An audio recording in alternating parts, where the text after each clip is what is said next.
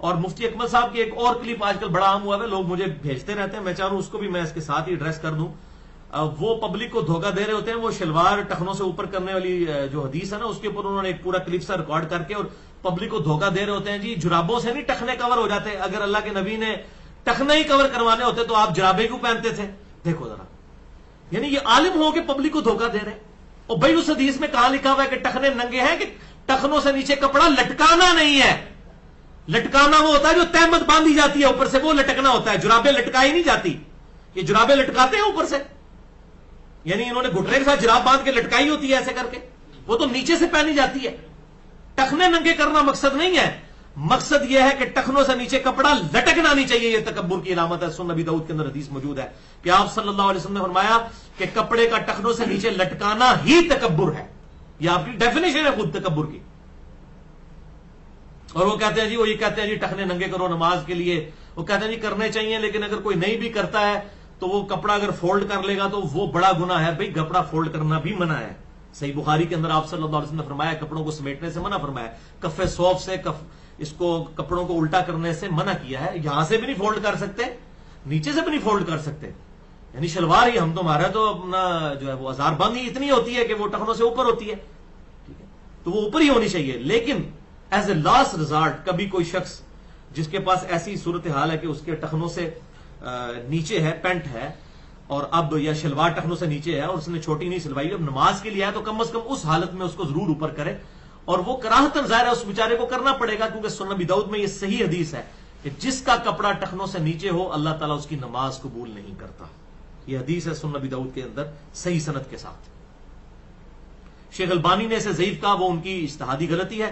جس راوی کے اوپر وہ جرح کرتے ہیں کہ یہ مجہول ہے، ان نون راوی ہے، یہ یاد رکھیے گا. جب بھی کوئی محدث جرح کرے نا کسی راوی کے بارے میں کہ یہ جناب مجہول راوی ہے، تو یہ جرح اس وقت تک رہتی ہے جب تک کہ اس کی توثیق ثابت نہ ہو جائے. تو شیخ زبیر لیزئی رحمہ اللہ تعالیٰ، اللہ تعالیٰ کی کروڑوں رحمتیں ہوں، انہوں نے 3-4 محدثین سے اس مجہول راوی کی توثیق ثابت کی ہے کہ مجہول ان نون نہیں ہے، یہ محدثین کے ہاں نون راوی ہے. لہذا شیخ البانی کا وہ فتویٰ بالکل غلط ہے اس حدیث کے بارے میں. وہ حدیث بالکل ٹھیک ہے. مشکات المصابی میں بھی آپ کو نماز والے چیپٹر میں حدیث مل جائے گی کہ آپ صلی اللہ علیہ وسلم نے فرمایا جس کا کپڑا ٹخنوں سے نیچے ہو اللہ تعالیٰ اس کی نماز قبول نہیں کرتا. لہذا ایز اے لاسٹ ریزارٹ کم از کم نماز کے لیے ہمیں ٹخنوں کو ننگا ضرور کر لینا چاہیے. لیکن یہ ایز اے لاسٹ ریزارٹ ہے، میں اس کی ترغیب نہیں دلا رہا، ایز اے لاسٹ ریزارٹ ہے. ہونی شلوار اوپر ہی چاہیے اور ہم اسی کی ترغیب لاتے ہیں اور اکثر الحمدللہ سنت پہ عمل بھی لوگ کرتے ہیں. چھوٹی ہونی چاہیے. ڈاکٹر ذاکر نائک کو دیکھ لیں یار، مجھے بڑی خوشی ہوتی ہے، اس نے پینٹ پہنی ہوئی ہے تو وہ بھی ٹخنوں سے اوپر ہوتی ہے. اور یہاں ہمارے پاکستان میں وہ امام کعبہ غامدی صاحب آئے ہیں، ان کا چوہا بھی جو ہے نا وہ بوٹوں کے نیچے ربڑ رہا ہے. یہ ہمارے امام کعبہ ہیں. یعنی شرم کا مقام ہے. ان لوگوں کو ہم نے فالو کرنا ہے. لوگ تو کہیں گے امام کعبہ، یعنی اسی طرح یہ ویٹیکن سٹی کا کوئی پوپ آ جائے تو کرسچن تو کہیں گے نا ہمارا پوپ ہے یہ. تو یہ پوپ کے لیول کی ایک شخصیت ہے نا امام کعبہ. اور جب وہ ٹی وی پہ آ کے پاکستان کے چینلز کے اوپر، جیو کے اوپر، میں نے سلیم صافی کے ساتھ ان کا انٹرویو دیکھا تو ان کے بوٹوں کے اوپر بھی ان کا چوغا لٹک رہا تھا. اور ڈاکٹر ذاکر نائک، اور یہ نہ کہیے گا وہ بیٹھنے کی وجہ سے لٹک رہا تھا، بیٹھی ہوئی حالت میں اوپر ہو جاتی ہے شلوار جب آپ کرسی پہ بیٹھے ہوتے ہیں اور مزید اوپر ہو جاتی ہے. اور ڈاکٹر ذاکر نائک کو دیکھیں کبھی وہ صوفے پہ بیٹھے ہوتے ہیں تو ان کی آدھی پنڈلی تک پینٹ پہنچ جاتی ہے. یار ڈاکٹر ذاکر نائک کی ٹائی تو ساروں کو چبھتی ہے، حالانکہ اس میں بھی کوئی شرعی مسئلہ نہیں ہے، وہ کوئی سلیب کا نشان نہیں. اگر یہ سلیب کا نشان ہوتا نا تو وہ ویٹیکن سٹی کے پوپ نے بھی یہ ٹائی لٹکائی ہوئی ہوتی. یہ کوئی سلیب کا نشان نہیں ہے.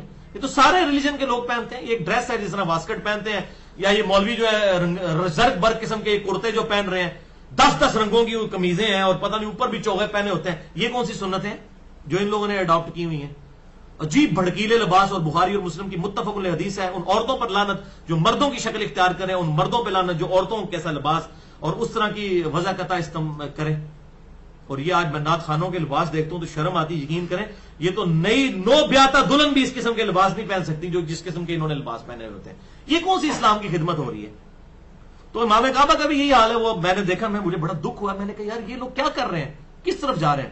اور پھر وہ حدیث صحیح بخاری سے ایک لے آتے ہیں جی، وہ حضرت ابوبکر صدیق رضی اللہ تعالیٰ عنہ کا تیمم نیچے لٹک جاتا تھا. انہوں نے کہا اللہ کے محبوب صلی اللہ علیہ وسلم میرا تیمم نیچے لٹک جاتا ہے. تو آپ صلی اللہ علیہ وسلم فرمایا کہ ابوبکر خیر ہے، تم تکبر کے طور پہ تو ایسا نہیں کرتے.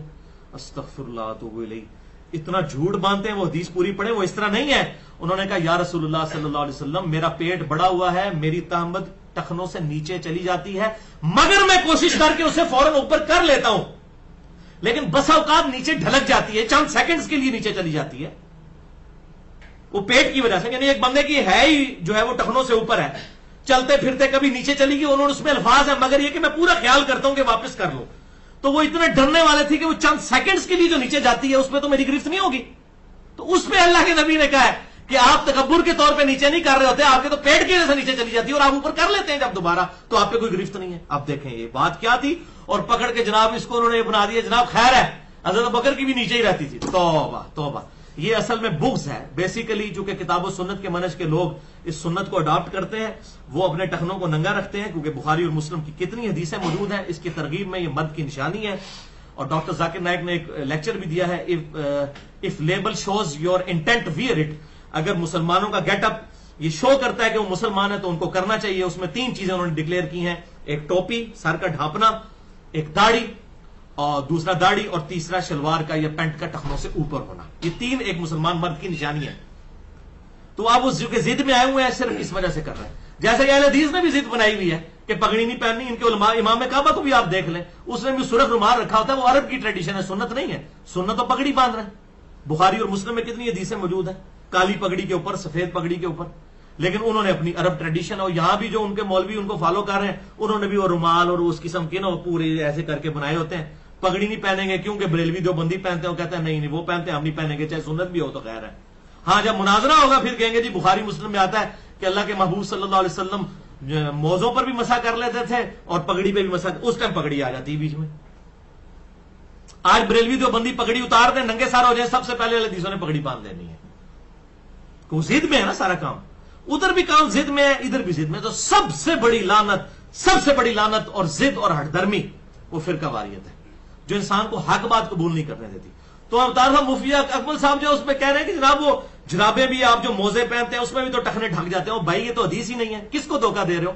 वो तो टखने से लटकाने के बारे में है, टखने नंगे करना मकसद नहीं है। मकसद यह है कि जो ऊपर आजार बांधी हुई है वो टखनों से ऊपर होनी चाहिए एक मर्द के लिए। वरना सही मुस्लिम में हदीस मौजूद है, बुखारी में मौजूद है, आप सल्लल्लाहु अलैहि वसल्लम में अल्लाह ताला क़यामत वाले दिन किसी शख्स, ऐसे शख्स की तरफ निगाह रहमत भी उठाकर नहीं देखेगा, उसको पाक भी नहीं करेगा, उससे कलाम भी नहीं करेगा, जिसका कपड़ा टखनों से नीचे तकब्बुर के तौर पर हुआ।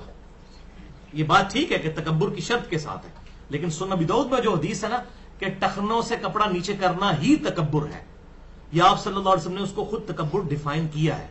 लिहाजा एहतियात इसी में है, सलामती इसी में है कि इस सुन्नत को जिंदा किया जाए। और करते हैं तमाम मुकादबे फिक्र के लोग, जो प्रैक्टिसिंग जितने मुसलमान है ना वो करते हैं। तबलीगी जमात वाले अगरचे देवबंदी हैं वो करते हैं, दावत इस्लामी वाले अगरचे बरेलवी हैं, लेकिन उनके भी जो प्रैक्टिसिंग लोग हैं वो शलवारें टखनों से ऊपर रखी होती हैं। बल्कि इलियास कादरी साहब खुद तरगीब भी उसकी दिलाते हैं कि टखने नंगे होने चाहिए। ये करते हैं, ये नहीं है कि ये सिर्फ कोई अहले हदीस की निशानी बनी हुई है, नहीं, ऐसा नहीं है, सब लोग करते हैं, सब प्रैक्टिसिंग लोग।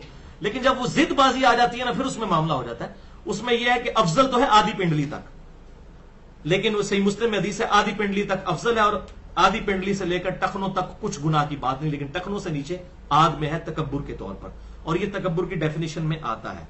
लेकिन ये याद रखिएगा, खुदा के लिए किसी पे आपने फतवा नहीं लगाना। यानी अगर किसी का कपड़ा टखनों से नीचे लटक रहा है, आपने ये नहीं कहना ये मुतकब्बिर है, क्योंकि बहरहाल तकब्बुर दिल की कैफियत का नाम है। अगर कोई शख्स फैशन के तौर पर भी टखनों से नीचे कपड़ा करता है ना, तो हम उसे भी मुतकब्बिर नहीं कहेंगे, हम ये कहेंगे सुन्नत के मामले में सुस्ती कर रहा है, जब तक कि उसे तकब्बुर, वो खुद तकब्बुर कहते हुए ना कहना शुरू कर दे। ये तकब्बुर क्यों था? अगले जमानों में कपड़ा बहुत महंगा होता था, और पुराने बादशाह जो होते थे ना, वो बड़े बड़े चोगे पहनते थे, और पीछे उनके कई मुलाजम होते थे जो उनकी वो ना बड़ी बड़ी गौन उठा के चल रहे होते थे। उनको टेल कैरियर कहा जाता था, टेल कैरियर, उनकी दुम को उठाने वाले। उसी की एब्रीवेशन वो बनाई हुई है ना, टीसी, टेल कैरियर। तो यहां कोई खुशामद करे उसका ना टीसी करता है, वो टीसी यही होती है कि वो जो उस टाइम में बड़े बड़े बादशाह थे ना, उन्होंने कपड़ा बड़ा महंगा होता था, तो जो जितना अमीर होता था या कोई बादशाह है तो उसने बड़ी सी गौन पहनी हुई है, पीछे जमीन पे लटक रही है, पीछे उठा के वो चल रहे होते हैं। जाहिर है वो उठाएंगे नहीं बेचारे, तो इतना वजन कौन उठा के, टगई को चल सकता है ना, इंसान तो नहीं चल सकता। इतनी बड़ी अगर कोई गौन किसी ने पहनी होगी, जमीन से जब लटकेगी और जमीन से रगड़ खाएगी, फ्रिक्शन होगी, तो कैसे बेचारा चलेगा? तो पीछे उठा के वो टेल कैरियर और टीसी, तो वो तकब्बुर की इलामत उस वक्त समझी जाती थी। इसलिए आप सल्लल्लाहु अलैहि वसल्लम ने उसको उस तरीके से सुन्नत करार दे दिया। اور اس میں اگر کسی کو پھر بھی یقین نہ ہے تو اس کے لیے پھکی ہے، ان سے پوچھیں جو آپ رمل کرتے ہیں، جو بخاری اور مسلم میں آتا ہے کہ طواف کے جو عمرے والا طواف ہے جس میں آپ نے احرام پہنا ہو، اس کے پہلے 3 چکروں میں اکڑ کے چلنا ہے، وہ کس لیے چلا جاتا تھا؟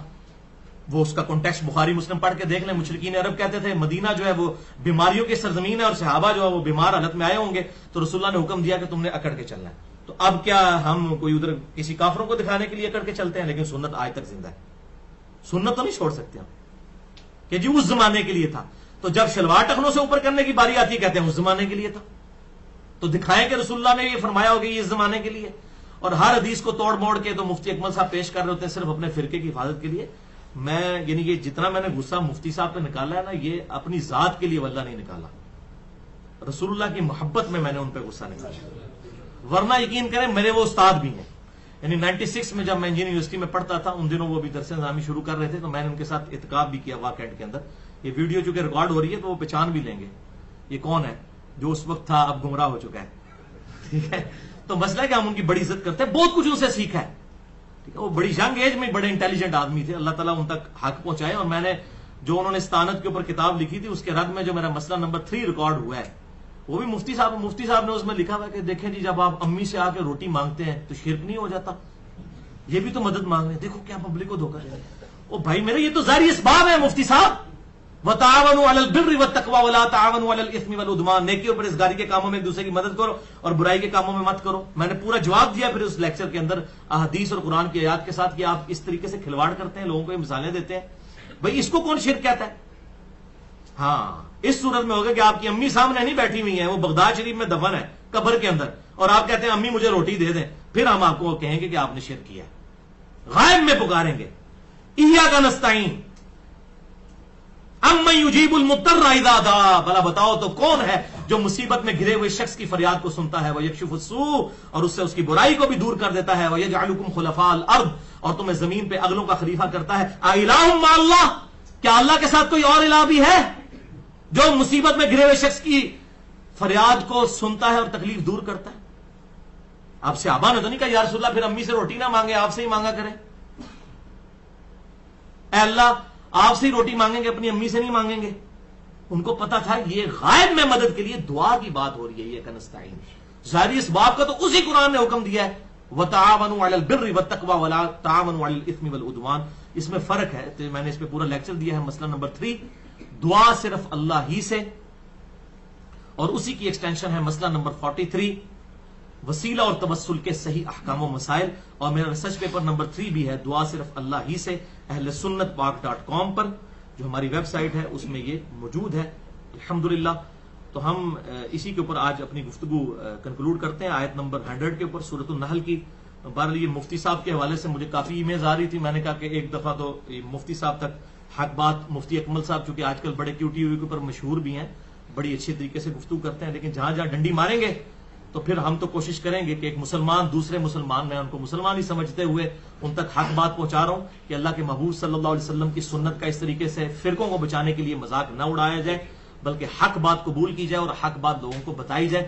ادھوری بات، آدھی بات بتا کے پبلک کو دھوکہ نہ دیا جائے، بلکہ حق بات بتائیں دلائل کے ساتھ. اب یہ ہمارا انشاءاللہ ویڈیو کلپ ہزاروں لوگوں تک پہنچے گا تو پھر یہ ان کے اوپر ادھار ہوگا کہ وہ ان باتوں کا جواب دیں جو یہ 3-4 میں نے باتیں ان کی پوائنٹ آؤٹ کی ہیں. کرنے کو تو سینکڑوں کی جا سکتی ہیں لیکن یہ 2-3 موٹی موٹی باتیں تھیں جو بڑے عرصے سے ادھار تھیں، اور وہ یہ بڑا اچھا موقع تھا کہ اللہ تعالیٰ فرماتا ہے سورۃ النحل آیت نمبر 100 انما سلطانہ علی الذین یتولونہ، بے شک شیطان پہ تو انہی لوگوں کا زور چڑھتا ہے جو خود اس کے ساتھ دوستی گانٹ لیتے ہیں، والذین ہم بہ مشرکون، اور ان لوگوں کے ساتھ اس کا زور چل جاتا ہے جو اللہ تعالیٰ کے ساتھ اور ہستیوں کو شریک ٹھہرا لیتے ہیں، اس کو اللہ کے ساتھ شیطان کو شریک ٹھہراتے ہیں. اللہ تعالیٰ سے دعا ہے جو حق بات میں نے کہی اللہ تعالیٰ ہمارے دلوں میں راسخ فرمائے. اگر جذبات میں میرے منہ سے کوئی غلط بات نکل گئی اللہ تعالیٰ ہمارے دلوں سے معاف کر دے. ہمیں کتاب و سنت کی تعلیمات پر عمل کر کے دوسرے بھائیوں تک پہنچانے کی توفیق عطا فرمائے. سبحانک اللہم و بحمدک اشہد ان لا الہ الا انت استغفرک و اتوب الیک وما علینا الا البلاغ المبین.